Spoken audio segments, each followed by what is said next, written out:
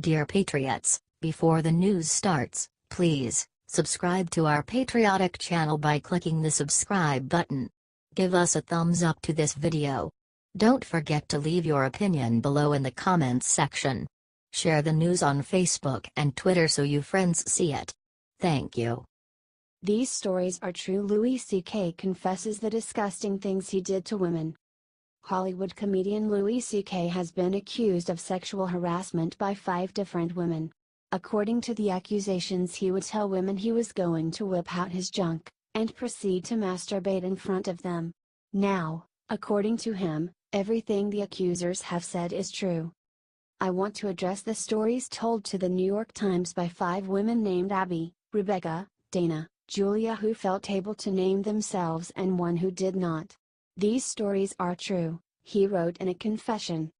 At the time, I said to myself that what I did was okay because I never showed a woman my DCK without asking first, which is also true. But what I learned later in life, too late, is that when you have power over another person, asking them to look at your DCK isn't a question. It's a predicament for them. The power I had over these women is that they admired me. And I wielded that power irresponsibly, he wrote. I have been remorseful of my actions. And I've tried to learn from them. And run from them. Now I'm aware of the extent of the impact of my actions. I learned yesterday the extent to which I left these women who admired me feeling badly about themselves and cautious around other men who would never have put them in that position, he wrote. I've brought pain to my family, my friends, my children and their mother. I have spent my long and lucky career talking and saying anything I want. I will now step back and take a long time to listen. Thank you for reading, he wrote.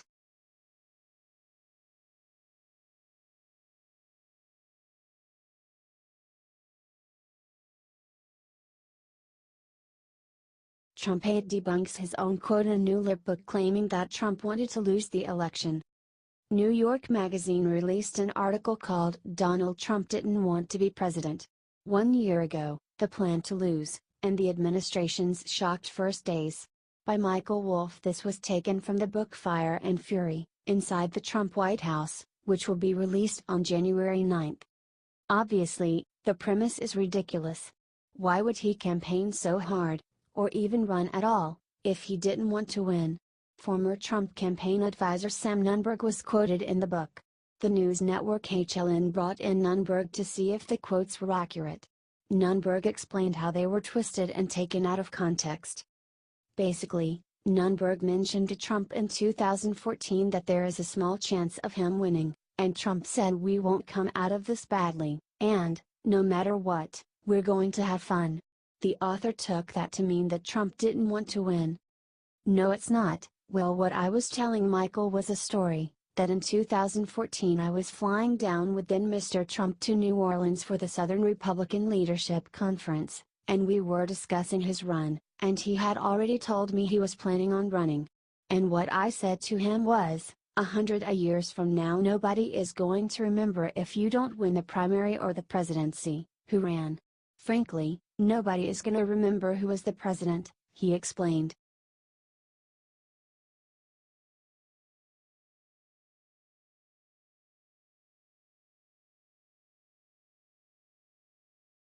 Twitter forces Sheriff David Clarke to delete epic tweet exposing the lying lib media.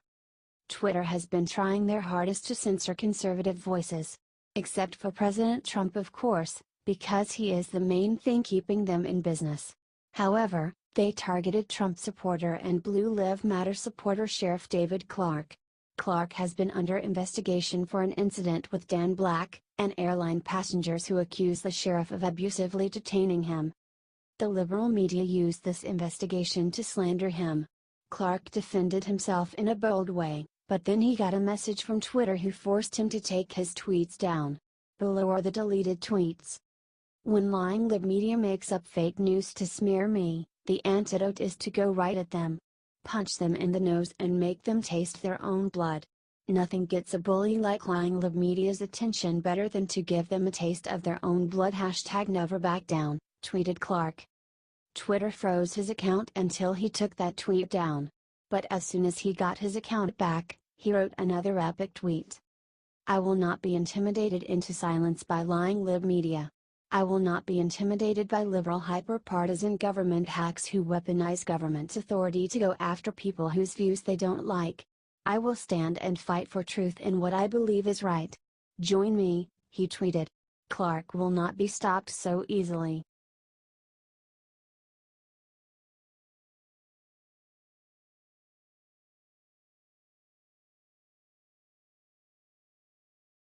MSNBC tries to get Latino Trump supporters to apologize for their vote. It backfires in epic way. A year after President Trump was elected, MSNBC's Jacob Soboroff decided to interview Latinos who voted for Donald Trump to see if they regretted their decision. He must have regretted his decision. Liberals always get angry when a minority doesn't act the way they feel they should act. Oftentimes, minorities get attacked the most viciously by liberals when they choose to be conservative. Are you still happy with the way that you voted and the way that he's doing? Soboroff asked a Latino radio host. Yes, especially in the economy. We are growing at 3.1%, he responded. What surprised me most when I was here last time, so many of your listeners called in and said to me, it doesn't matter that I'm Latino, it doesn't matter that Donald Trump has insulted so many members of my race. I want to know, a year later, do people out there, do your listeners feel the same way? Asked Soboroff. I feel way better with this president than before he was president. I will vote for him again, said one Latino listener. I voted for Donald Trump, and at this point in my life I am not sorry. I am very proud of Donald Trump to be my president, said a female Latino listener.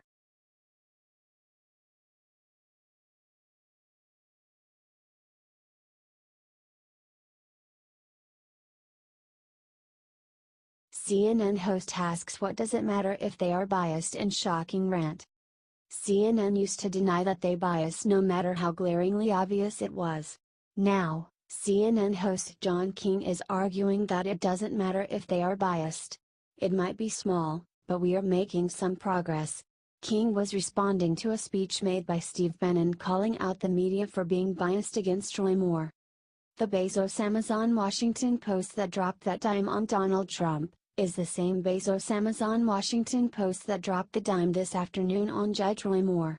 Now is that a coincidence? That's what I mean when I say opposition party, right? It's purely part of the apparatus of the Democratic Party. They don't make any bones about it. By the way, I don't mind it. I'll call them out every day, said Bannon. King responded. I want to talk about the politics of that later, but right there. What does it matter? The Access Hollywood tape, he's talking about the Washington Post.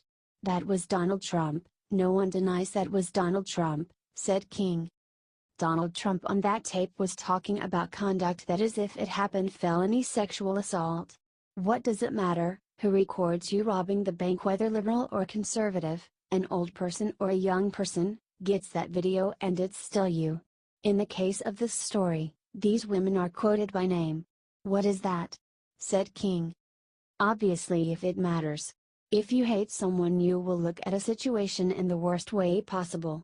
If you like someone you will see it in the best way. Trump's tape. Friends see it as a man being braggadocious, enemies see it as him admitting to sexual assault, which isn't true.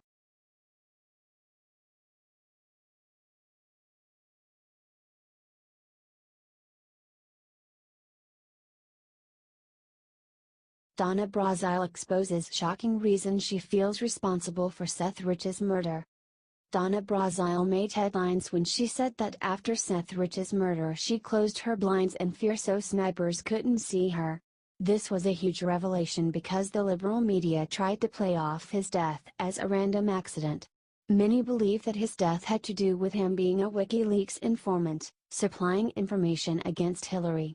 Brazile's claims gave credibility to these theories. In her book, Brazile also wrote that she felt responsibility for his death.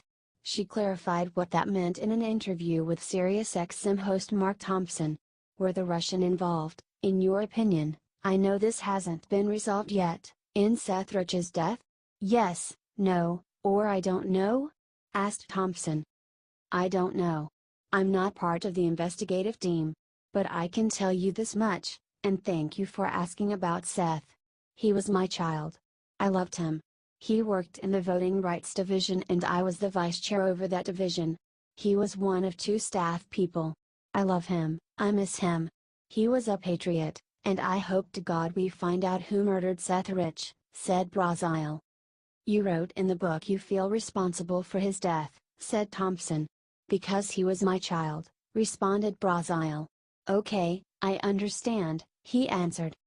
Mark, I have been in politics all my adult life. The only children I have are the children that I have hired.